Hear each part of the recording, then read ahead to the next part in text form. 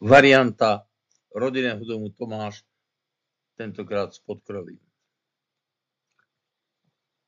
Je to v podstate identické prízemie plus nástavba, prestrešený vchod.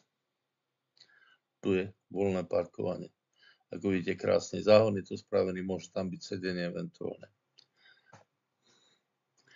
Tento priestor je na parkovanie.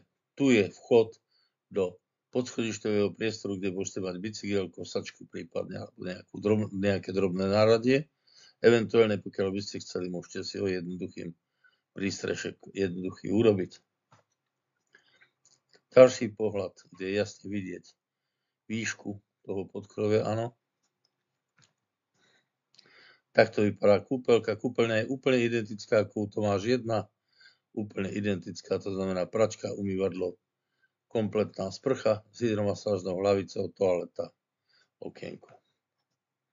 Takto to je riešené na spodu, spodná podlažie, jedno priestor, kompletná kuchyňa. Tu sú odsúvacie dvere, tým pádom je tak ten pracovňa posunutá o ten 1 meter, odsúvacie dvere, cez leto môžu byť úplne otvorené a vchod hore do podlažia, teda do poschodia.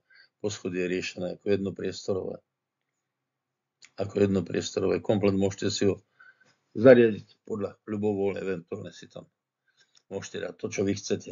Herňu, miesto pre návštev, myslím, herňu takú, keď budete mať nejaké decko tam, tak ďalej a tak ďalej. Respektíve detskú izbu. Všetko, priatelia.